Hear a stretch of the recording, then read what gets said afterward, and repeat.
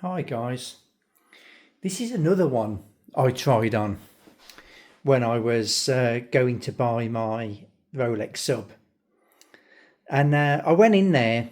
I went in there originally looking at a 2010 Sea Dweller or the Rhodium Yachtmaster, and eventually, as I've said before, I bought the Starbucks, and he just brought the Starbucks out. Yeah, we've got one of these as well.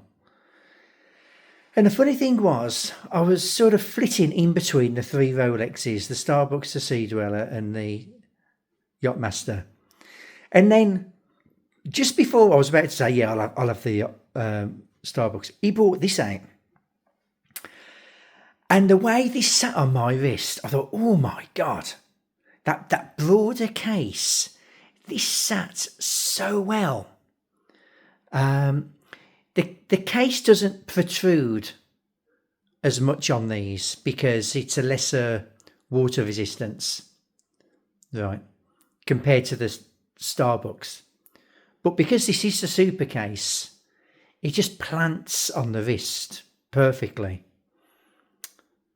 And they're only 12 millimeters thick, which is probably only a millimeter or less than the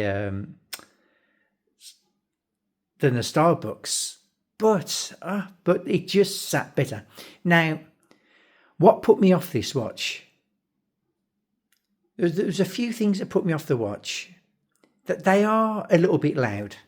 In fairness, they're a little bit loud. That bezel was just staring at me. I thought, oh God, is that too much? You know, it's just too much. Although I would love to own it, you know. And then the clasp. I would be fine with that clasp. But comparing it to the Submariner clasp, you know, bearing in mind you're spending a lot of money, it's always different. Your demands and expectations are far different when you're spending 10 grand as opposed to 2.5 or 3 grand. It's always different. But I love the on-the-fly adjustment that the Rolex was giving me. Even though I do think it's overrated at this price point, I think they should be putting it on this watch. Now they don't, because instead of giving you, because they're giving you a better movement, you know. So there's a sacrifice on the clasp, and I think now the Starbucks actually cost more than the standard GMTs. I might be wrong there, but I'm sure I watched something to that effect. And I've read a lot that the two tones that they're a bit Marmite, you know, and so trying to get rid of it, trying to flip it, it's a harder task to flip this on.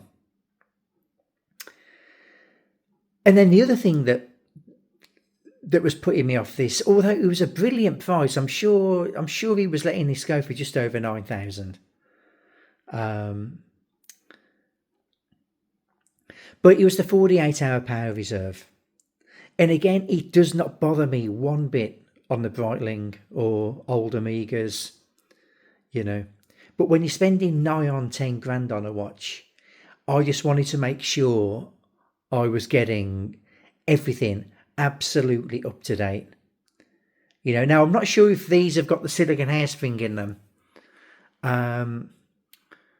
But the other thing that put me off this watch is I would never use all those time zone functions. I just wouldn't. You know, these watches are genuine travelers' watches, like pilots or sales reps who are constantly traveling, yeah, on a weekly basis, because this watch will give you 3 time zones, you know. And do I need that? I would just find that GMT bezel too distracting. At least with the dive watch, it's just a good robust watch, and you can use the bezel as somewhat of a stopwatch anyway. You know, so there is function to the bezel. Even if you're not timing a dive, you can time so many things. It's a more practical feature But it's a shame because this is, I love this watch, but I couldn't justify spending 9.5 grand on it. I couldn't. When there are other watches that I absolutely love that are just a fraction of the cost and are still considered luxury watches, you know.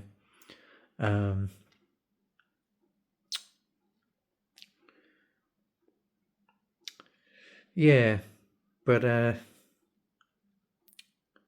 just showing you here how the hour hand sets the date. So anyway, guys, enough said. Thanks a lot. See you soon.